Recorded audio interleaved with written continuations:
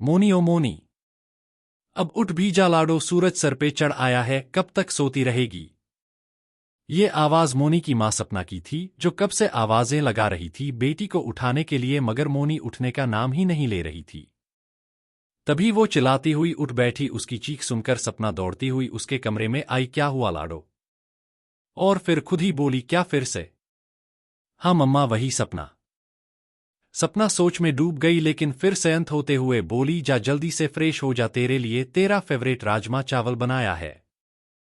Moni bathroom में चली गई और सपना फिर गहरी सोच में डूब गई। सपना सिंगल मदर थी। अविनाश के उसे छोड़कर जाने के बाद उसने उसे अकेले ही पाला था। सपना साइंस की प्रोफेसर थी।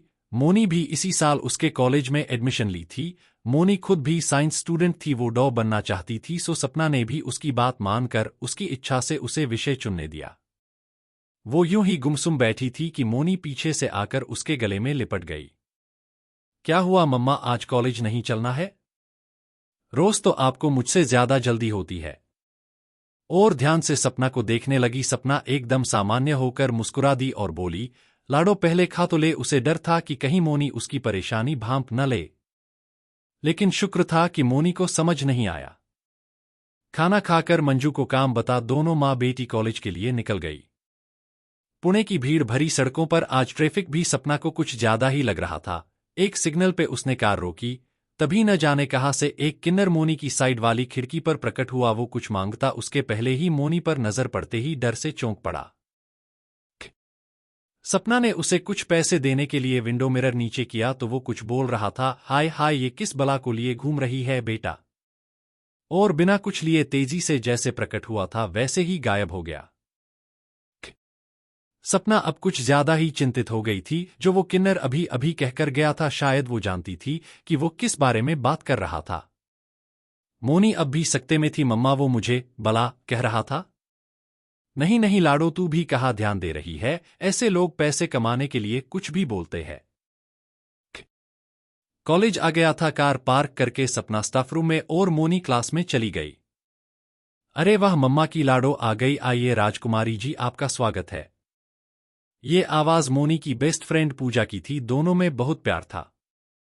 वैसे इनका पूरा ग्रुप था, पूजा, सौम्या, नमन, अतुल और सबसे खास रुद्र। अब रुद्र खास क्यों था?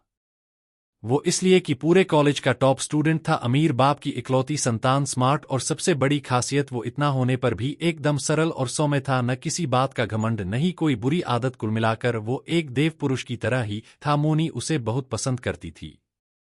वैसे तो मोनी एकदम मस्तीखोर और हंसमुख थी, पर आज उसके सुंदर मासूम चेहरे की हंसी गायब थी। वो अब भी उस किन्नर के बारे में ही सोच रही थी। तभी रुद्र ने उसके चेहरे के सामने चुटकी बजाते हुए कहा, अरे मेरी शहजादी, आज ये शक्ल पर 12 क्यों बजे हुए हैं? वो उसे शहजादी ही बुलाता था। तभी सौम्या बोली, लगता है इसे प्यार हो गया है किसी से, और हंसने लगी। अरे अरे सौम्या, ऐसा मत बोल, वरना हमारा रुद्र तो अभी हार्ट अटैक से मर जाएगा। पूजा बीच में ही बोल पड़ी। सुनकर सारे एक साथ हंस पड़े। तभी प्रोफेसर सक्सेना क्लास में आए और सब चुपचाप अपनी सीट्स पर बैठ गए। तो स्टूडेंट्स, आज हम एक रोचक विषय पर बात करेंगे। तुम में से कौन कौन वैम्पायर्स यानी पिशाचों के अस्तित्व को मानता है? सभी स्टूडेंट्स हैरान थे कि आज सर को क्या हो गया, ऐसे विषय पर चर्चा। खैर, आधे स्टूडेंट्स ने हाथ ऊपर किए, जिनमें पूजा और रुद्र भी शामिल थे। मोनी हैरानी से पास बैठे रुद्र को देख रही थी। जहां तक वो जानती थी, रुद्र ने कभी ऐसा कोई जिक्र उसके सामने नहीं किया था। तो क्या जानते हैं आप इस बारे में? प्रोफेसर ने सवाल किया। एक स्टूडेंट खड़ा हुआ और कहने लगा, सर मेरे गांव में पिशाच हैं, जिन्होंने कितने ही लोगों का खून चूसकर उन्हें मार डाला। क्या तुमने उन्हें देखा कभी? सर ने पूछा। नहीं सर, मेरे दादाजी बताते थे कि पिशाच होते हैं। तभी एक स्टूडेंट बोला, अच्छा हुआ तूने नहीं देखा, वरना तू अभी यहां नहीं होता। सुनकर सारे ही हंसने लगे। साइलेंट हो जाइए, सर गंभीरता से बोले। रुद्र, तुम बताओ, तुम क्या सोचते हो? सर, भूत प्रेत या आत्माओं का कोई एक ठिकाना निश्चित नहीं किया जा सकता है, लेकिन मैंने पढ़ा है दुनिया भर में कुछ ऐसी जगह है जहां रूह आत्माएं पिशाच अपना ठिकाना बना लेती हैं। कुछ देर रुककर रुद्र फिर बोला, लंदन के हाईगेट कब्रिस्तान में बहुत से लोगों ने वैम्पायर्स को देखा है। वैसे तो इन पिशाचों के बारे में दुनिया भर में सिर्फ अटकलें ही लगाई जाती रही है, लेकिन फिर कुछ देर रुककर रुद्र बोला, लेकिन इस कब्रिस्तान में कई बार इन मौत के राक्षसों को लोगों ने महसूस किया है। कईयों ने तो उन पिशाचों को मुर्दों का खून पीते देखा है। रुद्र की बातें सुनकर सभी के रोंगटे खड़े हो गए। तभी एक लड़का बोला, सर अगर पिशाच होते हैं तो हमारे बीच भी हो सकते हैं। हाँ बेटा, वो तू भी हो सकता है, अतुल उसका मजाक उड़ाते हुए बोला तो सभी जोर से हंस पड़े और वो बेचारा डर कर बैठ गया। प्रोफेसर सक्सेना बोले, जिन्हें विश्वास है वो मेरे साथ आना चाहे तो आ सकते हैं। इस विषय पर मैं और मेरी टीम रिसर्च कर रहे हैं। यहां से 200 किलोमीटर दूर एक गांव है खैरथल, काल्पनिक, वहां पिशाचों के होने के निशान मिले हैं।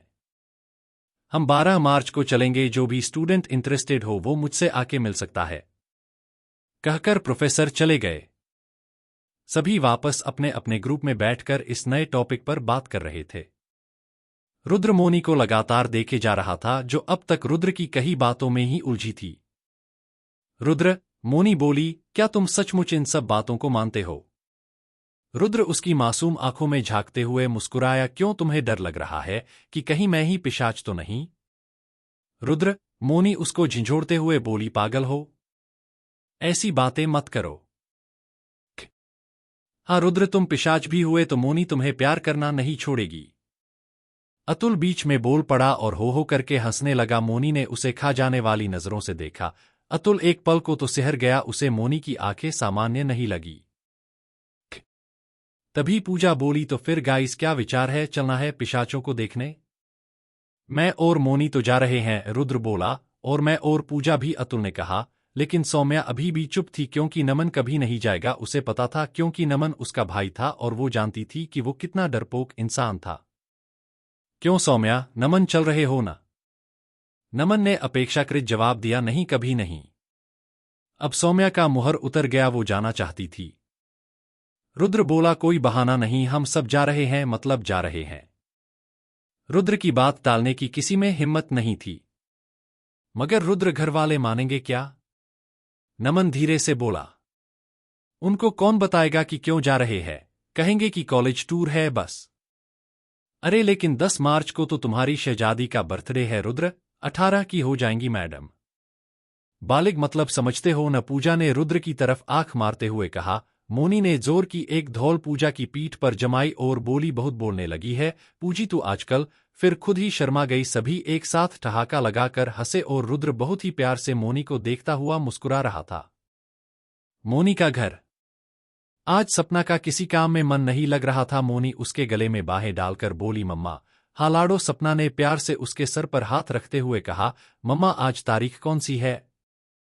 7 मार्च, सपना ने जवाब दिया। और 2 दिन बाद क्या है? 10 मार्च, तेरा जन्मदिन। सपना को जैसे करंट लगा। मोनी का जन्मदिन मतलब 2 दिन बाद मोनी 18 की हो जाएगी। फिर घबराकर उसने अपनी आंखें बंद कर लीं। मुरली वाले, मेरी बच्ची की रक्षा करना। क्या हुआ मम्मा, आप खुश नहीं हो? मैं बड़ी हो गई हूं। नहीं मेरी लाडो, ऐसा नहीं है। प्यार से उसने मोनी के गालों को थपथपाया। तू बड़ी हो रही है पर बचपना अब तक नहीं गया है। चल अब सो जा। जय श्री कृष्णा। सुबह सुबह मंजू ने दरवाजा खटखटाया। सपना उनीदी सी उठकर दरवाजा खोली। क्या बात है बीबी जी, तबीयत ठीक नहीं क्या? आज फिर बेबी ने वो सपना देखा क्या? आप इतनी देर तो नहीं सोती? अरे सांस ले मंजू, सारे सवाल एक साथ। मैंने कहा था आपसे एक बार चेन्नम्मा माई से मिल लो, मगर आप मानती कहाँ हो? मंजू बिना रुके बोले जा रही थी। अच्छा बाबा, आज चलते हैं बस। अब जल्दी से काम निपटा, तब तक मैं तैयार हो जाती हूं, कहकर सपना अपने कमरे में चली गई। तैयार होकर उसने मोनी को आवाज लगाई, लाडो उठा जा अब। आंखें मसलती मोनी सपना के गले आ लगी। लाडो फ्रेश हो के नाश्ता कर ले, मैं मंजू के साथ किसी काम से बाहर जा रही हूं। सपना और मंजू एक बस्ती में पहुंच चुकी थी। सपना को उस बस्ती में थोड़ी घुटन हो रही थी। बेहद संकरा से रास्ता था। मंजू उसका मुंह देखकर समी परेशानी समझ गई थी। मंजू बोली, माफ करना बीबी जी, हम गरीब लोग तो इसी तरह रहते हैं। सपना ने उसे देखा तो वो चुप हो गई। करीब 100 कदम चलने के बाद एक के कच्चे मकान के आगे मंजू रुक गई और पुकारने लगी, माई ओ माई। आजा मंजू, तेरी बीबी जी को ले आई। सुनकर सपना हैरत से मंजू को देखने लगी। मंजू बस गर्व से मुस्कुरा दी, जैसे कह रही हो कहा था न माई सब जानती है। दोनों अब उस घर के अंदर थी। चारों तरफ चमकते त्रिशूल, लाल रंग की पोटलियां और ढेर सारी मोमबत्तियां लगी हुई थीं। चिन्नम्मा माई काले चोगे में बड़ी बड़ी आंखें, जिनके आसपास झुर्रियों के गहरे निशान, और उन आंखों में गहरा मोटा काजल। ऐसा लग रहा था जैसे दरारों भरी दीवार पर किसी ने काला रंग पोत दिया हो। मोटी मोटी सफेद भौहें और उनके बीच बड़ी सी लाल सिंदूर की बिंदी, गले में ढेर सारी रुद्राक्ष की मालाएं और उनमें लटके चमकते त्रिशूल। कुल मिलाकर वो बेहद ही डरावनी लग रही थी, लेकिन वहां के माहौल में एक अजीब सी शांति थी जो सपना ने शिद्दत से महसूस की थी। माई ने बैठने का इशारा किया। दोनों उनके सामने बिछे आसन पर बैठ गईं।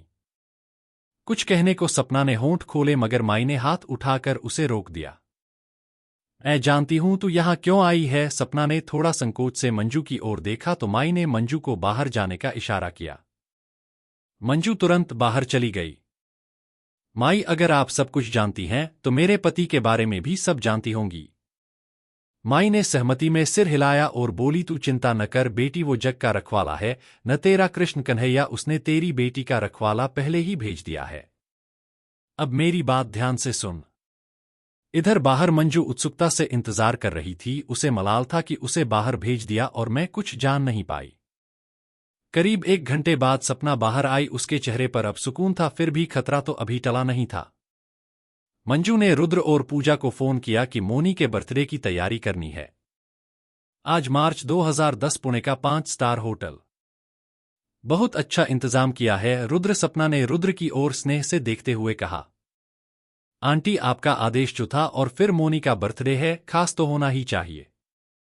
सारे मेहमान, मोनी के सारे दोस्त, सभी लोग आ चुके थे। मोनी ने केक काटा और सभी ने उसे विश किया। मोनी रुद्र के साथ डांस फ्लोर पे चली गई। सभी डांस कर रहे थे। तभी अचानक मोनी को अपने शरीर में खिंचाव सा महसूस हुआ और वो चीखकर बेहोश हो गई। उसकी इस हालत को देखकर सपना घबरा गई, लेकिन रुद्र ने सभी को शांत रहने का बोला और मोनी को गोद में उठाकर रूम में ले गया। पूजा और सौम्या मोनी के पास थी। रुद्र ने सपना से कहा, आंटी, मुझे आपसे कुछ बात करनी है। दोनों एक तरफ जाकर बात करने लगे। रुद्र ने जो सपना से कहा उसे सुनकर सपना के चेहरे के भाव रंगों की तरह बदलने लगे। कभी वो हैरान होती, कभी डर जाती, कभी चैन की सांस लेती। कुछ देर दोनों इसी तरह बातें करते रहे। मम्मा, मोनी ने पुकारा। सपना उसके पास ही बैठी थी। रुद्र भी उसके पैरों के पास बैठा हुआ था। सपना ने देखा रुद्र की आंखों में आंसू थे, जिन्हें वो छुपाने की कोशिश कर रहा था। मुझे क्या हुआ था मम्मा? कुछ नहीं लाडो, बर्थडे के चक्कर में ज्यादा ही थक गई थी तू। मैं मेहमानों को देखती हूं, तुम लोग इसका ख्याल रखो, कहकर सपना पार्टी हॉल में चली गई। हाँ तो शहजादी, तेरा इतना ही मन था कि रुद्र तुझे गोदी में उठाए तो यूं ही बोल देती, ये बेहोशी का नाटक करने की क्या जरूरत थी, कहकर पूजा शरारत से हंसने लगी। पूजा, रुद्र ने थोड़ा गुस्से से कहा, इस हालत में भी मजाक? हद है यार। सॉरी रुद्र, पूजा उसे गुस्से में देखकर बोली। चल सौम्या, कुछ देर चकवे चकवी को अकेला छोड़ देते हैं, कहकर मोनी की तरफ आंख मार के वो दोनों बाहर चली गई। ओह! मोनी, रुद्र ने तड़प कर मोनी को गले लगा लिया। वो भी कसकर रुद्र से लिपट गई। तभी मोनी को अपने गले में लटका चांदी का त्रिशूल महसूस हुआ। ये क्या है रुद्र, और ये हाथ का काला धागा मैंने तो नहीं पहना था। कुछ नहीं है शहजादी, तुम्हारी माँ का प्यार है, ये पहनने में कोई हर्ज नहीं, उनका दिल रखने को पहन लो। आज मार्च 2012 सुबह के 7 बज रहे थे। मोनी, सारी पैकिंग हो गई लाडो? हाँ मम्मा। अरे आप कहाँ जा रही हो, ये बैग्स? सपना का सामान देखकर मोनी हैरानी से लगभग चिल्ला पड़ी। हाँ मैं भी चल रही हूं, और तू चिंता न कर, प्रोफेसर सक्सेना के साथ उनकी कार से आ रही हूं, तेरी आजादी में कोई खलल नहीं होगा, और कहकर मुस्कुरा दी सपना। लेकिन उसकी मुस्कुराहट के पीछे डर और बेचैनी करवट ले रहे थे। सभी लोग मस्ती करते हंसते खेलते खैरथल पहुंच गए। वहां के डाक बंगले में उन सभी के रहने का इंतजाम था। शाम हो चली थी। गांव की ठंडी ताजी और साफ हवा सभी को आनंदित कर रही थी। सब लोग खाना खाकर फायर कैंप की तैयारी में जुट गए। रात के लगभग 10 बज रहे थे। सभी गोल घेरा बना के बैठे हुए थे। प्रोफेसर कुछ ही दूर अपनी रिसर्च की चर्चा में मशगूल थे। अंताक्षरी खेलने में मुझे मजा नहीं आता, अतुल बोला। तो तेरे लिए क्या परियां बुलवाएं, नमन हंसते हुए बोला। आंखें तरेरते हुए अतुल ने कहा, हा, और तू तो परियों से भी डर जाएगा और अपनी पेंट। उसने बात अधूरी छोड़ दी मगर समझ सभी गए थे। नमन को अपनी इंसल्ट अच्छी नहीं लगी और वो उठकर भाग गया। भागते भागते उसे ये ख्याल ही नहीं रहा कि वो डाक बंगले से लगे जंगल में आ गया है। जब उसे ख्याल आया तो उसने देखा कि हर तरफ अंधेरा ही अंधेरा है। चारों तरफ से उसे डरावनी सी आवाजें आ रही थी। वो मुड़ने को हुआ और उसने जो देखा उसे देखकर अच्छों अच्छों की रूह कांप जाए। फिर ये तो बेचारा डरपोक नमन था। उसके सामने एक भयानक काला साया खड़ा था। अंधेरे में उसकी दो लाल लाल आंखें चमक रही थीं। उसकी गुर्राहट से नमन का रोम रोम कांप उठा और वो चीख मारकर बेहोश हो गया। जब उसे होश आया, प्रोफेसर सक्सेना और उसके साथी उसके आसपास खड़े हुए थे। वो उठ बैठा। सौम्या रो रही थी। उसके होश में आते ही वो भाई कहकर उससे लिपट गई, लेकिन डर के मारे अब भी नमन की आवाज नहीं निकल रही थी। तुम थोड़ा आराम करो, रुद्र ने कहा और अतुल को उसके पास छोड़कर सभी बाहर आ गए। इधर डाक बंगले की देखरेख करने वाला मंगलू सक्सेना सर से कह रहा था, मैंने कहा था न साहब, यहां वो पिशाच है, जरूर उस लड़के ने उसे ही देखा होगा। अरे मंगलू, हम भी पिशाचों के बारे में जानने ही आए हैं। चलो तुम खाने का इंतजाम करो, दोपहर का वक्त। रुद्र, चलो न, हम थोड़ा घूम कर आते हैं। हाँ, और अगर कबाब में हड्डी न लगे तो हम भी साथ आते हैं। रुद्र से पहले पूजा बोल पड़ी। मोनी उसके पीछे भागी, तू न कभी बाज नहीं आएगी अपनी हरकतों से, पूजा की बच्ची। और पूजा उसे मुंह चिढ़ाने लगी। अच्छा अच्छा, चलो सब थोड़ा घूम आते हैं। सर से आज्ञा लेकर सब निकल पड़े। ध्यान से जाना लाडो। रुद्र, इसके साथ ही रहना। ये सपना की आवाज थी। Okay aunty, don't worry. Rudra बोला। गांव की हरियाली, यहां की शुद्ध हवा, खेतों की ये मिट्टी की महक, सब कुछ कितना अच्छा है ना रुद्र। हम रुद्र, कहाँ खोए हो? रुद्र जैसे तंद्रा से जागा, कुछ नहीं शहजादी, तुम्हारे ही ख्यालों में खोया था। ओह Rudra, I love you. Moni Rudra से लिपट गई। तभी उसे लगा जैसे कोई उसके पीछे है। रुद्र को भी यही एहसास हुआ। वो दोनों प्यार में खोए, न जाने कब जंगल में आ गए थे, उन्हें पता ही नहीं चला था। रुद्र थोड़ा चिंतित हो गया था। अब उसने मोनी का हाथ पकड़ा और बाहर की तरफ तेजी से चलने लगा, लेकिन एक जोर की आंधी आई और रुद्र का हाथ छुड़ाकर मोनी को एक तरफ ले गई। उस घने जंगल में शाम से पहले ही अंधेरा घिर आया था। रुद्र आवाजें लगाने लगा, शहजादी। इधर मोनी भी चिल्ला रही थी, रुद्र बचाओ। मोनी ने देखा एक भयंकर सा दिखने वाला प्राणी, जिसके बड़े बड़े दांत, लाल लाल चमकती आंखें और सूखे से हाथों की लंबी उंगलियों के बड़े बड़े नाखून। वो उसे ही देख रहा था। मोनी हैरान रह गई। ये तो वही है जो बचपन से मेरे सपनों में आया करता था, मेरा खून पीता था और मैं डर से उठ जाती थी। कन्हैया, रक्षा करो। वो आंखें मूंद कर जैसे बड़बड़ाने लगी। ही, तो तू आ ही गई, कब से इंतजार कर रहा हूं तेरा। 18 साल से मेरी बच्ची, अब तू मेरे साथ रहेगी। कहकर वो पिशाच मोनी की तरफ बढ़ने लगा, मगर उसे छूते ही चीख कर दूर जा गिरा। ये चनम्मा माई के दिए उस त्रिशूल का कमाल था। मेरी बच्ची, उतार दे इसे, उतार दे। देख, मैं तेरा पापा हूं। तेरी मां ने अपने बाप के साथ मिलकर मुझसे अलग कर दिया था तुझसे। मैं जानता था 18 की होते ही मेरा खून तुझे खींच लाएगा। मोनी अब तक सम्मोहन में ही उस पिशाच की सारी बातें सुन रही थी। रुद्र आगे बढ़ा, मगर एक तेज झोंके ने फिर से उसे उठाकर फेंक दिया। इस बार रुद्र का सिर पेड़ से टकराया और वो बेहोश हो गया। तभी सौम्या और पूजा और 2-3 स्टूडेंट्स उन दोनों को ढूंढते हुए वहां पहुंच गए थे। उनको देखते ही पिशाच शैतानी हंसी हंसने लगा। उसकी भयानक हंसी पूरे जंगल को गूंजा रही थी।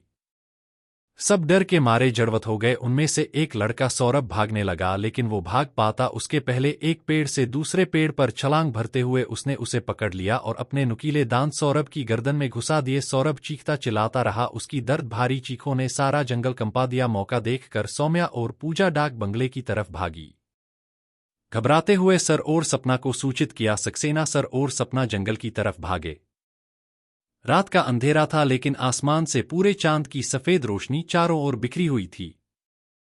रोशनी देखकर सपना को याद आया, ओ आज तो पूर्णिमा है। उसे माई की बात याद आई। मोनी पूर्णिमा की रात को ही अपने पिशाच रूप में आएगी। याद आते ही सपना सिहर उठी। वो मन ही मन बोल उठी, हे बंसी वाले, कृपा करना, रक्षा करना मेरी बच्ची की। दोनों अब तक पहुंच चुके थे। सपना वो दृश्य देखकर दहल गई। अविनाश, हाँ वो अविनाश ही था, उसका पति, जो एक पिशाच था जिसे उसने अपने पापा के गुरुजी द्वारा दूर कहीं बंधवा दिया था। उसका ऐसा भयानक रूप देखकर सपना डर गई। उस पिशाच के मुंह से खून टपक रहा था, भयंकर लाल आंखें, जो सपना को देखकर गुस्से से और भी लाल हो गई थी। वो जोर जोर से गुर्राने लगा। इधर मोनी ने यंत्रवत अपने गले से त्रिशूल निकालकर फेंक दिया था। उसके हाथ में बंधा अभिमंत्रित धागा भी उसकी कलाई से अलग हो गया था। वो अपने पिशाच रूपी पिता की ओर बढ़ रही थी। नहीं लाडो, मत जाना उसके पास, वो तेरे पापा नहीं है, पिशाच है। मगर जैसे मोनी को कुछ सुनाई नहीं दे रहा था, वो बस आगे बढ़ रही थी। तभी दो पेड़ों की खाली जगह से चांद की रोशनी मोनी पर पड़ी और अचानक उसका शरीर अकड़ने लगा। उसका मासूम चेहरा बदल रहा था। वो अब भयानक पिशाचिनी में बदल रही थी। उसकी आंखें रक्ताभ हो गईं। उसके दो दांत निकलकर बाहर आगे थे। ये देखकर सपना बेहोश हो गई। वहां मौजूद हर शख्स की रूह कांप रही थी, मगर दो लोग चौकन्ने थे, प्रोफेसर सक्सेना और रुद्र। रुद्र होश में आ चुका था, बस मौके के इंतजार में था। मोनी अब अपनी मम्मा की मासूम लाड़ों से एक भयंकर पिशाचिनी में परिवर्तित हो गई थी। उसे तलब लगी थी, खून की तलब, और वो पिशाच अब भी शैतानी हंसी हंस रहा था। आजा देख, कितने शिकार है यहां, जिसका खून पीना है पी ले मेरी बच्ची। और मोनी खतरनाक दृष्टि से सामने घबराई सी पूजा की तरफ बढ़ने लगी, लेकिन उसके करीब आने से पहले ही रुद्र ने उसे अपनी बाहों में ले लिया और उसके गले में चांदी का वो माई वाला त्रिशूल पहना दिया। एक झटका सा लगा रुद्र को और अगले ही पल मोनी बेहोश होकर उसकी बाहों में झूल रही थी। उसे एक तरफ लेटा कर रुद्र पिशाच की तरफ पलटा। वो जोर जोर से चिंघाड़ रहा था, लड़के, मैं तुझे जिंदा नहीं छोड़ूंगा। और वो रुद्र पर झपटा। वो कुछ कर पाता उसके पहले प्रोफेसर सक्सेना ने पिशाच पर चांदी के अनगिनत छर्रे उछाल दिए। पिशाच चीख कर पीछे हटा और रुद्र को मौका मिल गया। उसने वो चांदी का छुरा उस पिशाच के गले में घोंप दिया जो रुद्र के दादाजी ने उसे दिया था। छुरा लगते ही पिशाच का शरीर रेत में तब्दील होकर बिखर गया। अब सब शांत था, सारा वातावरण हल्का सा हो गया था। सपना होश में आ गई थी, मोनी अभी बेहोश थी। सपना रुद्र को गले लगाकर बोली, तुम्हारा ये एहसान कैसे चुकाऊंगी रुद्र। नहीं आंटी, ये नियति थी मेरी और मोनी की, हम दोनों की किस्मत जुड़ी हुई है, वरना जो सपना बचपन से मोनी देख रही थी वही मैं भी क्यों देखता था। सपना को याद आया, माई ने कहा था कि उसे बचाने वाला वो लड़का रुद्र ही है, जो उसके पिताजी के गुरुजी का पोता है। अगर मेरी मासूम मोनी ने किसी का भी खून चूस लिया होता तो आज वो पिशाचिनी होती। इस ख्याल से ही सपना कांप गई। हे मुरली वाले, तेरी कृपा ऐसे ही बनाए रखना। मोनी होश में आ चुकी थी। उसने रुद्र को देखा और बोली, तुमने मुझे बचाया न उस पिशाच से, मेरे सपनों में तुम ही बचाते थे मुझे उस पिशाच से, लेकिन कभी तुम्हारी सूरत नहीं दिखती थी, पहली बार मैंने सपने में तुम्हें देखा। रुद्र मुस्कुरा रहा था। वो समझ गया था कि मोनी सब कुछ भूल चुकी है। हाँ मेरी शहजादी, मैं ही था और हमेशा रहूंगा। हाँ राजकुमारी जी, ये राजकुमार रुद्र सदैव आपकी सुरक्षा में तैनात रहेंगे। रुद्र की बात पूरी होने से पहले ही पूजा शरारत से बोली और सब एक साथ हंस पड़े। हाँ लाडो, रुद्र अब जन्म जन्म तक तुम्हारे साथ ही रहेगा, सपना स्नेह से बोली और मोनी ने शर्माकर अपना मुंह उसकी गोदी में छुपा लिया। इधर जंगल में एक चरवाहा चीख रहा था, उसकी गर्दन में दांत गड़ाए सौरभ उसका खून पी रहा था। उम्मीद है कि आपको यह कहानी पसंद आई। पिशाचिनी का प्यार। रानी अपनी पढ़ाई शहर में एक हॉस्टल में रहकर कर रही थी। करीब 2 महीने हो गई थी उसकी वहां रहने के। एक दिन पूर्णिमा रात के शाम को रानी हॉस्टल के छत पर खड़ी हुई थी। वो देखी हॉस्टल से 2 बगनले के बाद एक बड़ा बगनला है, जिसके छत में एक औरत और एक आदमी थे। वो लोग शायद आपस में झगड़ा रहे थे। फिर रानी को लागी जैसे वो औरत छत से नीचे गिर गई। यह देखकर रानी तुरंत नीचे जाकर बगनला के ओर भाग कर गई। पहुंचकर रानी देखी वहां तो नीचे कोई भी नहीं थे। फिर वह दरवाजा पर नक की तो दरवाजा अपने आप खोल गई। वो अंदर गई। घर के हालात बहुत अजीब था, जैसे कुछ जला हुआ था वहां। चारों ओर सामान बिखर कर पड़े थे। घुलब बहुत गया थी, जैसे 1-2 साल से वहां कोई नहीं रहते हैं। अंदर उसे एक भयानक आवाज सुनाई दी, एक आदमी का। रानी डर गई। रानी उसके पीछे कोई बोलने के सुनी कि आ गई तुम। तुम लोगों को चैन नहीं मिलता ना? हम दोनों को अकेले रहने नहीं देते हो।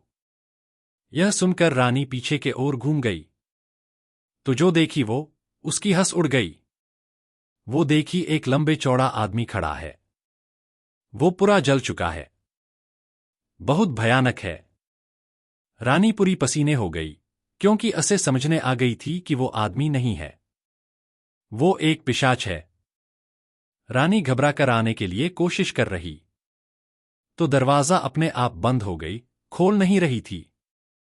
फिर रानी देखी कि वो पिशाच उसकी ओर आ रहा था। उसके हाथ में एक लंबी छुरी था। जो लोगों यहां आएंगे वह लोगों को मरना पड़ेगा। आज तो तुम गई। जब वो पिशाच मारने के लिए छुरी उठाया तब वो देखी एक लड़की आकर उस पिशाच को पकड़ ली। उस लड़की की शरीर में चारों ओर मारने के दाग है, और वो भी एक पिशाचिनी है। रानी उस लड़की को देखकर भावुक हो गई, क्योंकि वो लड़की और कोई नहीं थी, वो उसकी एक सहेली की बड़ी बहन थी। 1 साल पहले घर से भागकर शादी की थी, और उसके बाद उस लड़की के बारे में कुछ मालूम नहीं था। रानी उस लड़की को दीदी बोलकर पुकारने लगी तो वो बोली, रानी तुम भाग जाओ, ज्यादा समय मैं उनको संभल नहीं सकती। तुम्हें यहां पर आना नहीं था। तुम यहां से चले जाओ, हो सके तो तुम यह इलाका छोड़ दो। अपने आप दरवाजा खोल गई। रानी घबराकर वहां से भागकर अपनी हॉस्टल गई। अपनी कमरे में जाकर रोने लगी। वो अपने सहेलियों को सब कुछ बोली। सब लोगों आश्चर्य हो गए। उस वक्त हॉस्टल के मेट्रन वहां पहुंचकर सब सुने। वो गुस्से हो गए। बोले, तुम लोगों को मना किया गया था शाम को बाहर जाने के लिए, क्यों गई थी? कभी भी कोई उस बंगला पर नहीं जाएंगे। सब पूछे क्यों? गुस्से से बोली, जाने के लिए मना की तो कोई नहीं जाएगी, और वहां से चली गई। रात भर रानी सो नहीं पाई। सुबह उठकर कॉलेज न जाकर आसपास लोगों को उस बंगले के बारे में पूछने लगी। डर से कोई कुछ नहीं बोल रहा था। फिर एक बूढ़ी औरत आई। वो बोली, बेटी तुम क्यों पूछ रहे हो उस घर के बारे में? फिर रानी उसे सब बोली। तो वो सब बोलने लगी। बूढ़ी बोली कि 1 साल पहले की बात है। लड़का और लड़की शादी के बाद वह बंगला खरीद कर रह रहे थे। बूढ़ी उस घर में काम कर रही थी। लड़का और लड़की बहुत अच्छे थे, लेकिन लड़का लड़की को पागल की तरह प्यार करता था। लड़की किसी के साथ बात भी करने से वो सहन नहीं कर पा रहा था। कुछ दिन के बाद उस बात के वजह से दोनों के बीच झगड़ा शुरू हो गया। फिर लड़का लड़की को मारना भी शुरू कर दिया। घर में सीसीटीवी कैमरे लगा दिया। किसी को घर में आने नहीं दिया। प्यार का जुनून उसको पागल बना दिया था। फिर वो बूढ़ी को भी घर पर आकर काम करने के लिए मना कर दिया। लड़की को नजर कैद कर रखा। लड़की अकेली रो भी नहीं सकती थी। अगर लड़का को मालूम हो जाता तो लड़की को और भी मारने लगता। बाद में खुद अपने आप को मारकर खुद को तकलीफ देता। उसलिए लड़की को हमेशा झूठी मुस्कुराहट लेकर रहना पड़ रही थी, जैसे वो लड़का के साथ बहुत खुश हैं। 2-3 महीने गया। फिर वो काली दिन आया। पूर्णिमा थी वह दिन। सुबह लड़का काम पर जाने के बाद वो लड़की घर का काम कर रही थी। उस समय लड़का का कुछ सामान पार्सल आया था। लड़का फोन पर कहने बाद लड़की दरवाजा खोल कर ली और पार्सल वाले को पैसे दी। छूटे पैसे देने में वो पार्सल वाला थोड़ी सी समय लिया। लड़का यह देखा कि पार्सल वाला उस लड़की के साथ कुछ देर खड़ा था। यह देखकर वो सहन नहीं कर पाया। तुरंत घर पर आकर लड़की के झगड़ा और मारना शुरू कर दिया। शाम को लड़की छत पर बैठी रो रही थी। फिर वो लड़का आया और दोनों के बीच झगड़ा फिर से हुई। इस बीच लड़की की पैर खिसक गई और वो नीचे गिरकर मर गई। लड़का प्यार की जुनून में पागल था। यह देखकर वो सहन नहीं कर पाया। घर में आपने आप को आग लगाकर आत्महत्या किया। आग का धुआं देखकर सब वहां आए। तब तक दोनों मर चुके थे। पुलिस आकर पहुंचा और सीसीटीवी कैमरे से यह सब हमें मालूम हुआ। उस दिन से हर पूर्णिमा शाम में उन दोनों को उस बंगला में देखने को मिलता है, और उस घर में भी कोई रह नहीं पाते हैं। बोलते हैं कि भूत हैं। बूढ़ी बोली, ये कैसा उस लड़का प्यार की जुनून था कि उन दोनों के जान ले लिया। यह सुनकर रानी की रो रो कर हालत खराब ही गई। वो उस लड़की की बहन को फोन में सब बोली। उन लोगों को यह सब मालूम नहीं था। फिर वो लोगों सुनकर रो रो कर शहर आकर पहुंचे। वो लोगों दोनों के आत्मा शांति के लिए पूजा किए।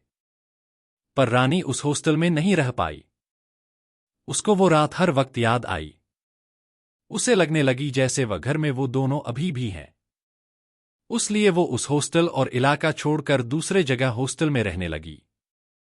रानी हमेशा सोचने लगी कि उस लड़का का यह कैसा प्यार की जुनून था कि दोनों के जान ले लिया।